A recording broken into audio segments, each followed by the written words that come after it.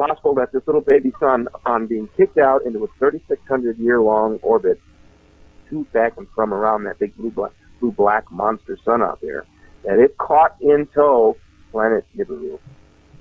It's very possible. Now, that would explain where it's been and why the story comes back and forth about the Nephilim. Because it's reported in, go back into this, all in the book. Read the book. It took me 11 years to research it and 7 years to write it. So, I can only tell you that anything's possible. Now, there's still one other planet unaccounted for. Then we're down to 9, which we have. Pluto's back in as a planet again. Did you know that? Yeah, wouldn't they call it what was the name for it? I don't know. Was it junior planet or something? I don't know. I'm glad Pluto's back because I like Pluto, okay? All right. So, if there's any truth to any of this, it would sure explain a lot. Because we believe that this little baby sun, which the book of Revelation is identified as being called wormwood, it tells why. You gotta read it. Chapter 8, the whole chapter, read it. By the way, I wrote one more quick thing, and then we'll get off the book thing. Okay. It's reported that the book of Revelation was written through John the Baptist, who was in exile for his life on the island of Patmos in the Aegean Sea, but it was delivered to him by an angel. He delivered the information from Jesus Christ. It says so at the very beginning of the book of Revelation. It identifies who wrote it. Christ himself says, I wrote it. And that those who read it are blessed, and those that understand it are blessed even more. So, it's worth a read. Certainly at least chapter 8 tells all about wormwood. Now, all right, if there's a Nibiru, we're going to find out. I can't tell you how long. I can only tell you this. I believe that we make it through September, October, all right, September of 2016, without any major global earthquake, tragedy, or tsunami, or some other stupid thing. By the way, there's been all of those things that just mentioned. We will have escaped the cone of the escape magnetism of this planet disengaging from its dance with the sun. God, I hope that didn't sound. Did you understand that? I did understand. So, basically it's still in a position where it's screwing with our sun. And it will gradually cease around April or May of 2016. Is it also messing with some of the outer planets? Messing with all of them. Yeah. Okay. It's messing with all of them. Of course it does. It's a wave. Okay, let's put it this way. It's a mass wave machine. Its mass alone moves space. It's getting kind of deep. But you got the point, right? Sure. Okay. Now, once this thing disengages, right now, they're electromagnetically dancing with each other and causing each other irritation. It's like two magnets. You've played with magnets, haven't you? Yeah, and I was just one side they jam together, and the other side you can't. There's no way to touch them together. Yeah, I was just explaining that to my son tonight. He gets a little concerned about these things, and he asks me about them, and I tell him, I say, if it happens, it happens. There's nothing you can do about it. If I find out it's true, I'll tell him. But I refuse to give scare tactics and say, yeah, this is what's going to happen if I don't know for sure. It's been going on every 3,600 years. One. Mm-hmm. Now, it just happens to be, what is it? We have 7.5 billion people on the planet. Am I close? Well, Am I close? I think it's closer to 7.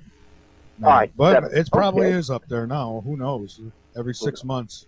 7 billion people on every piece of continental shelf in the world, with 60 to 70% of the population living on or near major oceans.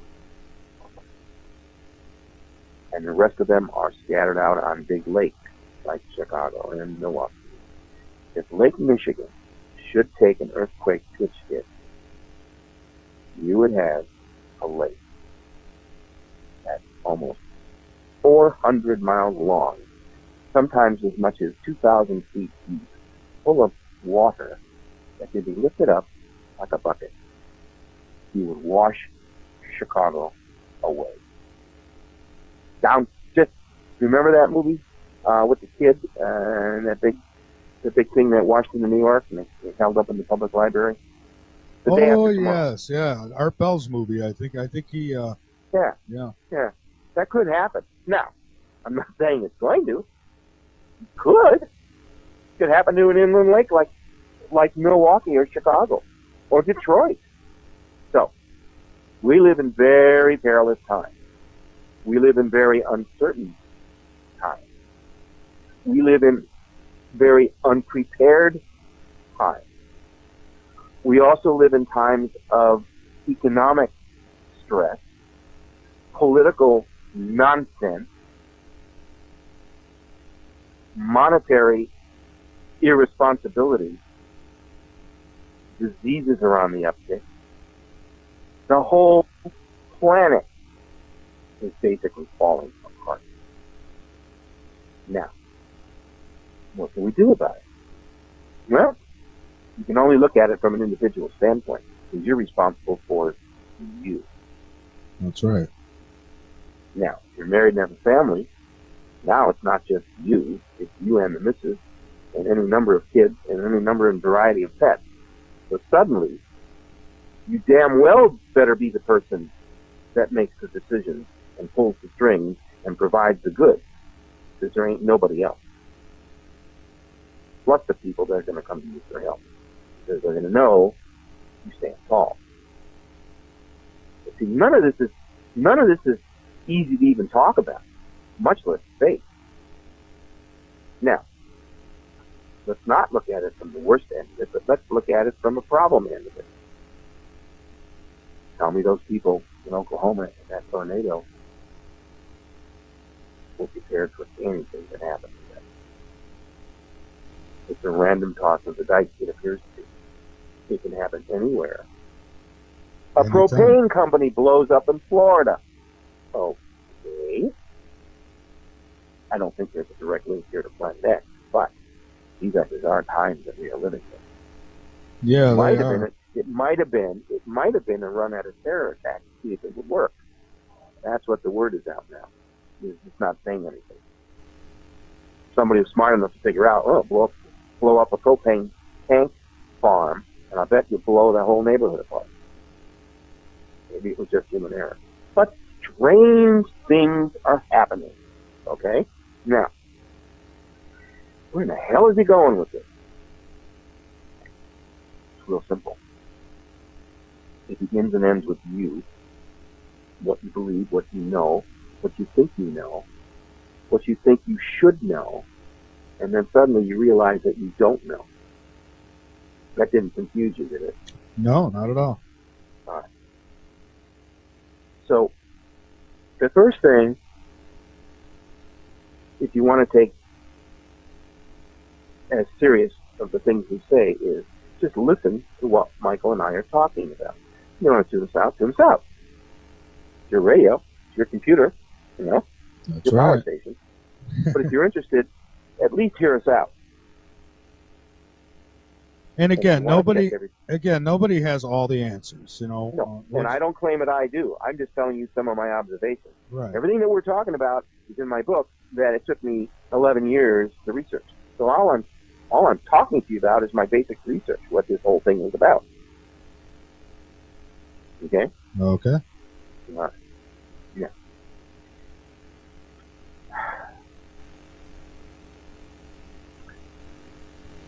In order to unravel a mystery, you have to first of all figure out the riddle to unlock the mystery. you can't begin to just solve a mystery. You have to figure out. Every mystery has a riddle. That's the fun of solving mysteries. And my riddle to solve was connecting all the dots to where it all made sense like an overlay. You see? Like when you do a picture puzzle, you find the pieces that fit together, don't you? That's the whole point of putting a picture puzzle together, is finding the pieces and figuring out where they go. And suddenly, you have a picture.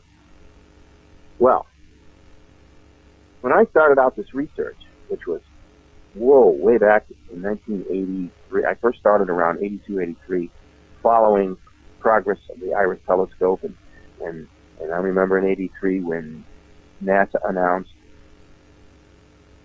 Planet X was discovered out in space, flying towards the solar system from the region of Orion. They called it Planet X. NASA called it in print, was out for like 72 hours, radio, television, newspaper, and whap, it was gone like a dead cat. That's right. Okay. And it didn't resurface again, the story about Planet X, until I think it was April of 1983 or September of 1983, 84, when U.S. News and World Report wrote a follow-up article where, in fact, they named it as a incoming brown dwarf star. I got all these articles reprinted in my book. Everything that Michael and I are talking about, you can check out. All the references are there, all the page numbers, check it out. So, then it disappeared again. And then all these stories about Professor James McCanney and the strange ways he died and all this other stuff about talking about Planet X, and the whole storyline got started, and believe it or not, where there was smoke, there was fire. Yeah. And I've been researching this now for all those years. And I can only tell you that it gets weirder and weirder and even more weirder, if there's such a word. Everyone's involved in it. There's a whole industry involved in either hiding Planet X or trying to expose Planet X. Okay? Now, I will say that they're doing a great job, but when the dam breaks, and it's going to soon, you'll see, it's going to freak a lot of people out. Now, that's when it's going to get interesting in the big city. In Chapter 7 of my book, I talk about the U.S. government and the other governments of the world, what they know, what they should know, what they do and what they don't do, and what they should be doing, what they can't do, and what they're getting away with. All of this in one chapter. It's called From Chaos, Order Out of Chaos. That's the New World Order necessity. Yeah. They've got all these underground facilities. They've got farms and cities underground. They've got seed banks. I mean, obviously, they know something we don't, or we're not supposed to. Roland Emmerich gave it away in 2012. Now, I don't think they've got those ships built yet. I mean, we can't even build a rocket to go to the moon. All right, I'm not making fun of us guys. I'm only saying we couldn't afford to build a dam to hold the water back, okay? If we bring our troops home, we'd certainly be in a lot better shape, but we won't go there. I'm jabbing at that from the movie. We're going to be arguing about the budget now, taking distractions away from all the other issues. Isn't that convenient? Oh, yeah, very convenient. I don't want to get started, Michael. All right, let's not. They'll have people throwing rocks at us now. That's okay. Yeah. All right. So back to storyline. Make it through the September of 2016. If we don't have any major storms, major earthquakes, major tornadoes, or major hurricanes, we're a little worried about this season. It's been a little erratic, but it sure is alive. There's something brewing down there almost every day now. Not that that's terribly unusual, but it's kind of unusual this early. Remember, the thing doesn't end until November 30th, right? Yeah. Yeah. This isn't just now the end of July. Well, we'll see. Now, I'm hoping the U.S. is not challenged by anything in terms of the tropical storm. But I do think that the Gulf states might be, and I think that Mexico is going to take a couple of hits. I think season is going to be south. I've been looking at it. I've been watching it. I've been tracking it. Let's see if my prediction is right. I'm not saying every storm is going to go south or straight across Mexico. Slam into the Yucatan, that kind of thing, or into Mexico itself. But if I'm right, then I'll also forecast toward the end of the season that the storms will go north. Beginning of the season, they're going to veer south. By the time November 30th rolls around in that vicinity for a late one, it'll be coming even north. That's going to be my prediction. I could be wrong, and I hope I am. Okay? So let's see. Now, did I leave anything undone with Planet X? Yeah, they're covering it up. They have been covering it up. There's dozens of books about it. It's the best held, never kept secret. Isn't that cute? Yeah, and when you ask NASA about it, I've seen live conferences where they've been asked this question, and they laugh at it, they wave their hand at it. But the fact is, there is a lot of evidence. I remember back in '83 getting this science magazine in my science class in high school, and the teacher would hand it out to us once a week. We'd get it, and this 1 week there it was, and I was excited. I said, "Oh, they found another planet. Maybe there's life on it." I didn't know the significance of it until later. You still have it? No, I wish I did. I don't. Oh, God, I was it could be worth a fortune. Careless kid, Yeah. Okay. All right. So let's keep forging ahead here. What's our time mark? Where are we? Well, in about 10 minutes, we've got a break, and then when we come back, we've got about another 35 minutes after that. All right. Well, then let's start the wrap up. Talked about a lot of things tonight, a lot of strange things, a lot of weird things, things out of the Bible, things that fly through the air, aliens, flying saucers. We've covered all this stuff tonight. So how does that affect you? Well, all depends what you believe in. If you don't believe in any of this, God bless you. However, if you do want to learn more, and if you think you're curious about the things we're talking about, I'd go check it out. That is the first thing I would do tomorrow morning if I were you after listening to this show and this crazy guy. Well, you will find everything we've talked about tonight is true. Right down to the date. Now, knowledge is easily accessible if you just put the energy to find it. And this knowledge, as I often say, sets you free. What is it? Truth sets you free. Isn't that the phrase, Michael? Truth that is. Free. Yes, the truth will set you that free. That is so really damn true. So I found the truth, and it did set me free on this subject. Thus came the book, Return to Planet X. Because I understand it for what it is now. It has nothing to do with mankind. It has everything to do with the universe and how the universe runs and whatever the forces are that are controlling the solar system. Do not assume for 1 minute that the solar system controls itself. You'd be incredibly wrong. There are forces at work out there and in the Milky Way and in the galaxy that we have no idea of. We're not prepared to deal with that. That's not our job. We can't even exist as a humanity here on this planet without destroying ourselves, the planet, and everything we've built. That's what's happening. The whole planet is coming apart. Not only on the outside, but it's coming apart on the inside. The weather, the earthquakes, the disruptions, the oceans, the storms. She's going through her own changes right now. We just happen to be lucky enough to be riding on top of this thing called Earth, which is being subjected to things beyond our understanding or acceptance or willingness to share the truth. Define forces. What do you mean? Other beings? No. Okay. Well, don't discount that, Michael. You know me and ETs and aliens. How many times we talked about that? Oh, yeah. Yeah. I know. And there's part of that, too. Because, okay, all right, let's slide it. Okay. All right, you brought it up, so now you're going to get it. All right? Right. I told you that I also believe that there's going to be a form of what Christians have talked about called the rapture. Now, I don't quite buy it the way some of the evangelicals are preaching it, but I think they're on the right track. I do believe that in the past, God has sent his angels, like he did to Atlantis, and lifted off all the tribes.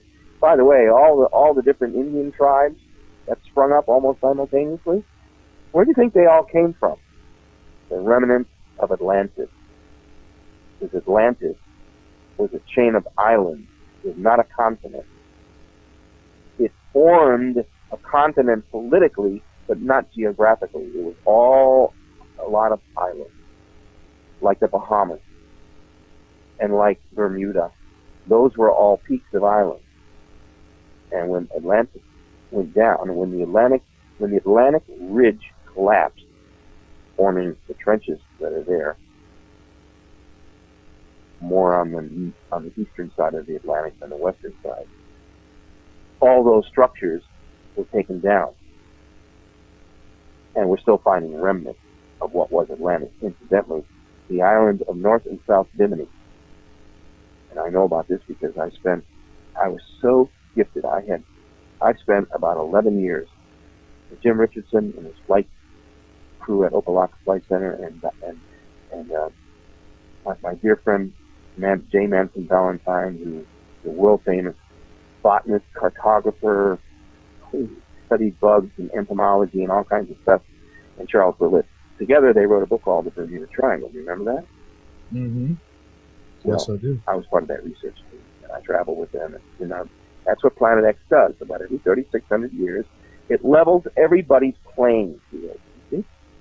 And if it did come back in 1447, or we think it did, it sure leveled Pharaoh's playing field, didn't it? Now, that seems to have some kind of a God connection to it, because all of a sudden now it's a biblical thing, it's a religious thing, which is just the way circumstance is. So maybe there is a God component to this. I think there is. Why would it be in the Bible? Maybe it's his little way of giving the earth a slap in the face. Who knows? So you see, when I look at this, I look at it from all angles. And it's certainly not for mercenary purposes. I don't get rich from something like this. All I'm trying to do is share the knowledge, share the experience, and say, everybody, we should be better prepared. You should have that 30 to 60 day stash. Do you really have your 30, 60 day stash of food for each person in your household? And do you have enough water? You have at least 2 gallons a day per person for a month? Do you really have those kind of supplies? I don't even have those kind of supplies. So no, I'm not being unrealistic. But you can make some preparation. You should have a first aid kit handy. You should have your medicine stuff handy. You should have your pet supplies handy. By the way, if you have individual cats, you cannot put 2 cats in a cage. They will kill each other. I'm warning you. Do not ever put 2 cats in a cage, even if they don't have claws. They have teeth. So you need an individual carrying cage for each cat. I have 5. I have big ones for the boys and little ones for the girls. I have food in 5-gallon jugs. I have 5 of those. 2 of them are in the trunk of my car, along with 2 gallons of water. I could get stuck in my car. Who knows? Mm-hmm. I'm not being overly cautious. I'm just doing things that make sense. I have a stash of flashlights. 1 up, 1 down, 1 in each bathroom, and I got candles in each room. Why? Because I've been through blackouts here in Homemade. We got hit with a tornado about 2.5 years ago that nearly sucked me out my front door because I was stupid enough to go out because I wanted to see what a tornado looked like. And it was right above me. That would be me. It was about 50 feet above me, and I almost got hit by I think it was a garbage can. It was huge. Anyway, I learn from my experience. Do not play with the tornado or think you can outrun them. It doesn't happen. Who jumped on the bandwagon of every single thing that flies by my desk. I just, I'm kind of a proof kind of guy, and I think I've seen enough proof now that this object does exist. As far as what it's going to do, or what's coming with it, that's the part I can't prove it. So I'm not going to scream and shout. I'm just going to simply say, be prepared for whatever it may be, because you just never know. But with that, we've got about another 20 minutes here with Dr. Rand. Then I've got some things I want to get into in the last half hour of the show. So with that, let's get back to it. The website, latenightinthemidlands.com. Become a member and be informed. And we are taking calls. Everybody was trying to call in the very beginning. And now that I'm taking calls, it's like everyone's just listening. 803-369-3608 if you've got a question for Dr. Rand. And we'll be here tomorrow night with Peter Kling for World Watches as well. But tonight, Dr. Rand. Dr. Rand, we are back. And I guess we're going to get into the what we should do to prepare ourselves part of the night, huh? Okay. All right. Let's just go right to that. All right. First of all, you have to think about what you want to do about changing your present circumstance. I'm not saying it's bad or good. You need to sit down and you have to figure out who you are, where you are, why you are, and what you have to work with. Then be realistic. Look at reality. The hardest thing to do is to be real with yourself. So once you decide to tell yourself the truth and deal with reality, sit down. Hell, get a ream paper if you have to. And start writing out some directives to yourself. What do you need to do? What do I need to check? Do I have supplies? Do I have water? Do I even believe any of this stuff? Maybe I should find out about it. Do I have candles? Do I have matches? What good are candles if you can't light them? Doesn't that kind of speak to itself? I think can't so. Tell how many people have candles. Oh, yeah, I got lighters. Yeah, when those run out, you can't buy them anymore. What are you going to light your candles with? Right. So, just silly stuff like that. It's all in the book. In fact, in the book is a complete way. Chapter 7 deals with the government. You got to read that. It's important. Then it goes chapter 8. It's called self-preparation. There it is right there. The whole chapter devoted to it. Word for word, step by step. The last one is about how to get it and go about securing it. We even talk about firearms. Right. I'm not promoting anything. I'm only saying we discussed it. Okay. What we do individually, we do collectively. If the community is prepared, then the community survives. If the community is not prepared, the community goes down. If you're prepared, you might survive. If you don't, you might go down. And so will your family and your pets. Not a nice idea. It's all because of you, of what you did or didn't do. I just came back from 4 wonderful days in New Orleans about 3 weeks ago. And God bless those poor people. They have no idea what they're doing. I toured that whole levee deal up and down the river and all that stuff. They're just as vulnerable right now than they've ever been. Yeah, they rebuilt the dike. Okay, good. Supposedly better. Even a small tidal wave of 100 feet, the entire island. Actually, it is an island, by the way. It's hard to believe. It's all connected by causeways.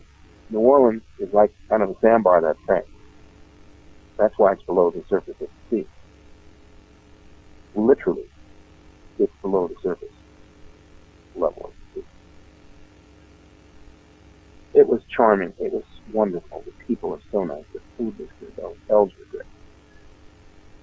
I just, I fear for them. I fear for all these coastal towns. They're not prepared. Look what Sandy did. They're still not rebuilt, Michael.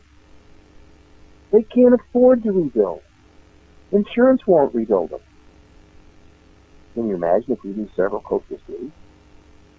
Big earthquake? Yeah, it wouldn't be good. They barely rebuilt. I told you I went to the Northridge, California earthquake of January 17th. 1994. I'll never forget it. 4:22 in the morning. It was. By the time it was all over, 2 minutes and 20 seconds had passed by what seemed like an eternity. I had been thrown about like a rag doll. I had a fractured rib. I had a black eye.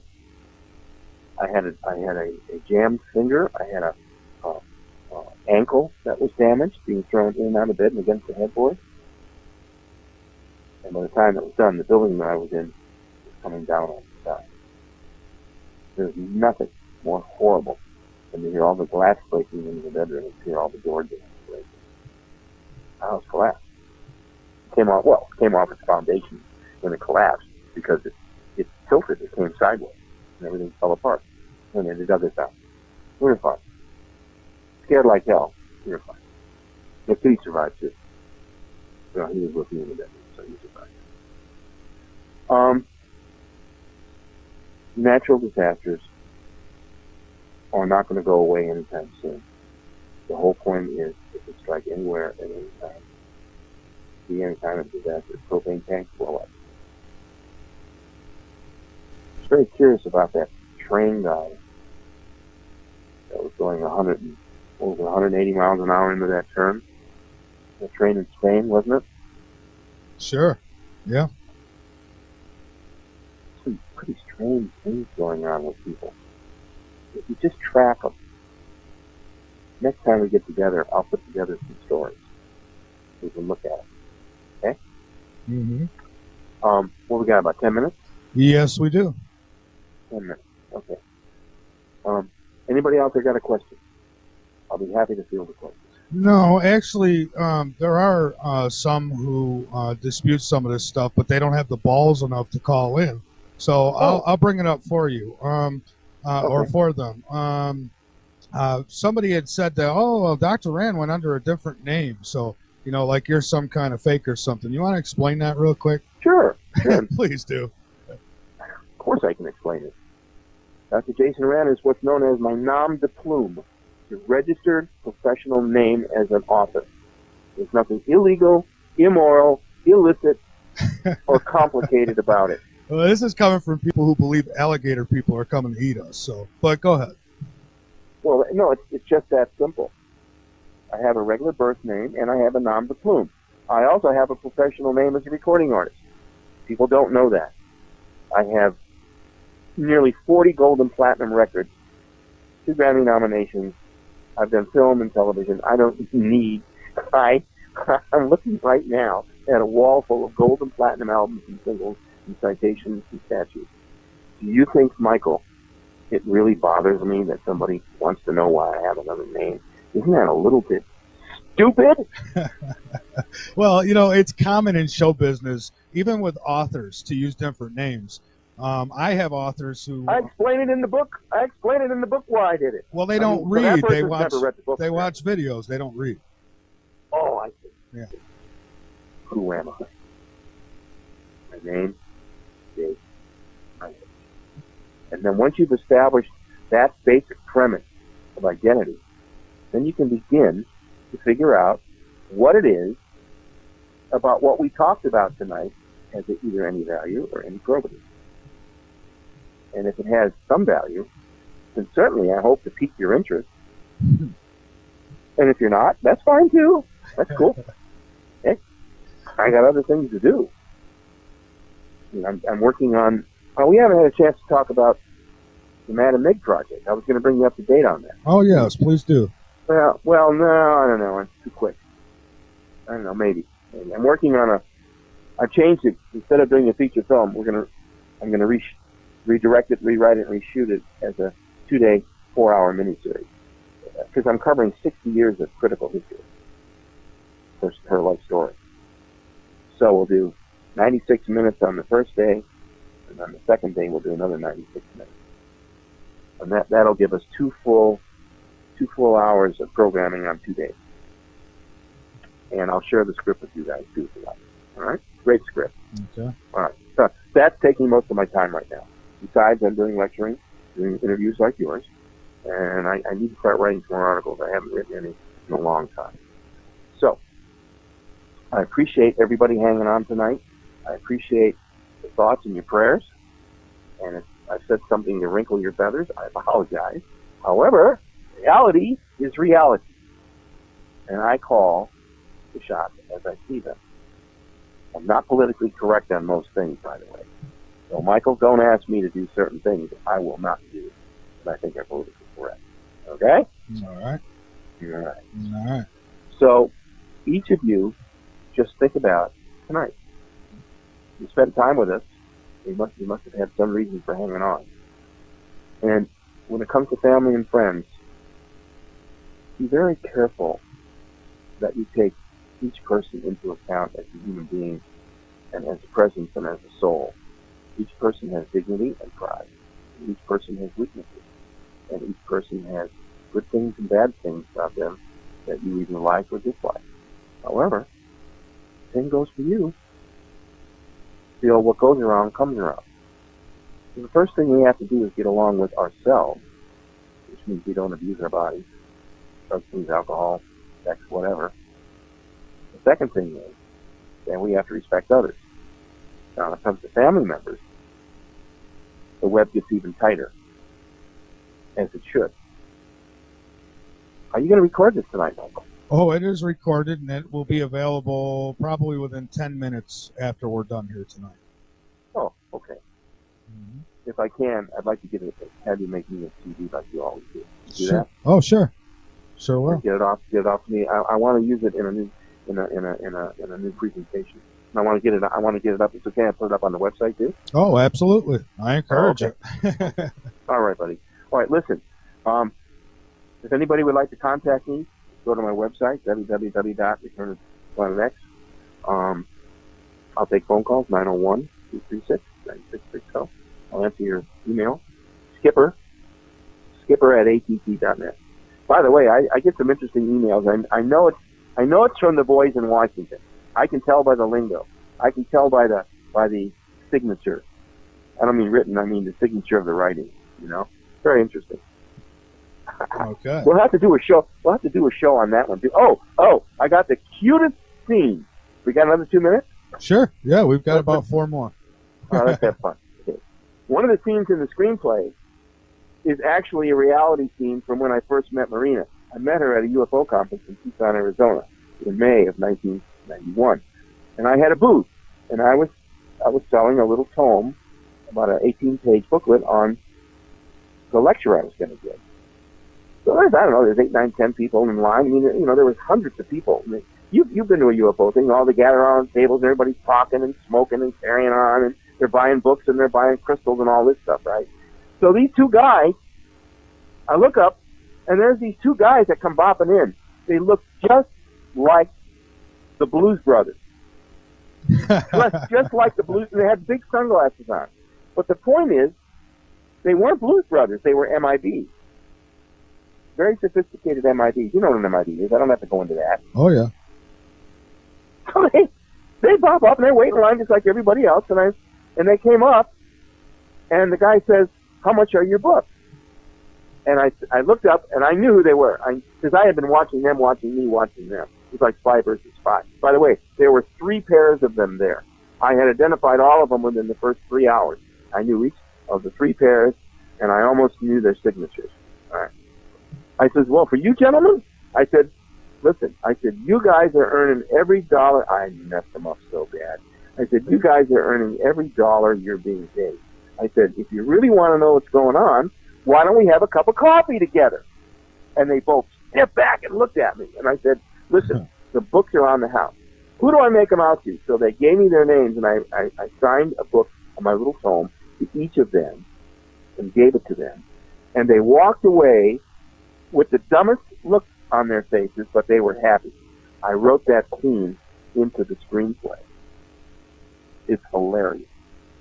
I knew they weren't Blues Brothers, because they didn't look like any musicians I'd ever seen. Okay? But they looked just like the Blues Brothers. Well, I'm looking forward to it. Except they weren't sloppy looking, they were neat looking, like Tommy Lee Jones did. Remember? Yeah. All right. So that's my MIB story from the convention where I met Marina, which spawned this entire story called Madame Mid. It's the story, it's her life story. She's the only woman Air Force jet pilot in the world has set 107 world records, most of them which have never been beaten by anyone, including America. So we're doing her life story as a 4-hour television miniseries called Madam Me. So there, now's your update. How's that? That's great. All right. Well, Dr. Rand, thank you so much for being a guest here tonight. I do appreciate having you on. We love coming on all the time. Absolutely. And we'll do it again soon, my friend. Absolutely. And good luck on your new endeavor. All right. You as well. Good night, everybody. Remember, it all begins and ends with you. You are the center of your own universe. You alone are responsible for your life. That's it, buddy. All right, pal? All right, Dr. Rand. Thank you.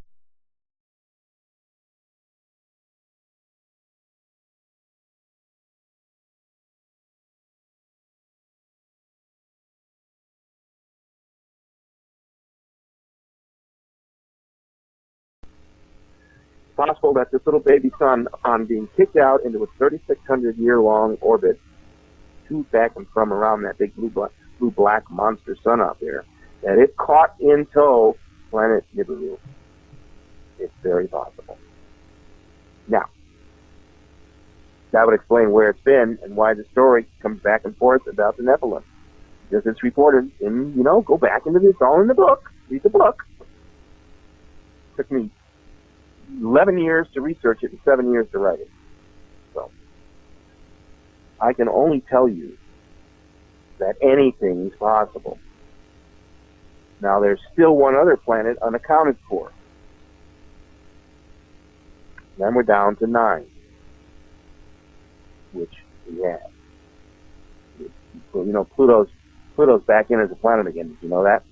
Yeah, didn't they call it what was the name for it? I don't know. Was it Junior Planet or something? I don't know. I'm glad Pluto's back because I like Pluto, okay? All right. So, if there's any truth to any of this, it would sure explain a lot. Because we believe that this little baby sun, which the book of Revelation is identified as being called wormwood, it tells why. You gotta read it. Chapter 8, the whole chapter, read it. By the way, I wrote one more quick thing, and then we'll get off the book thing. Okay. It's reported that the book of Revelation was written through John the Baptist, who was in exile for his life on the island of Patmos in the Aegean Sea, but it was delivered to him by an angel. He delivered the information from Jesus Christ. It says so at the very beginning of the book of Revelation. It identifies who wrote it. Christ himself says, I wrote it. And that those who read it are blessed, and those that understand it are blessed even more. So, it's worth a read. Certainly at least chapter 8 tells all about wormwood. Now, all right, if there's a Nibiru, we're going to find out. I can't say how long. I can only tell you this. I believe that we make it through September, October, all right, December of 2016, without any major global earthquake, tragedy, or tsunami, or some other stupid thing. By the way, there's been all of those things that just mentioned. We will have escaped the cone of the escape magnetism of this planet disengaging from its dance with the sun. God, I hope that didn't sound. Did you understand that? I did understand. So, basically it's still in a position where it's screwing with our sun. And it will it'll gradually cease around April or May of 2016. Is it also messing with some of the outer planets? Messing with all of them. Yeah. Okay. It's messing with all of them. Of course it does. It's a wave. Okay, let's put it this way. It's a mass wave machine. Its mass alone moves space. It's getting kind of deep. But you got the point, right? Sure. Okay. Now, once this thing disengages, Right now, they're electromagnetically dancing with each other and causing each other irritation. It's like two magnets. You've played with magnets, haven't you? Yeah, and I was just one side they jam together, and the other side you can't. There's no way to touch them together.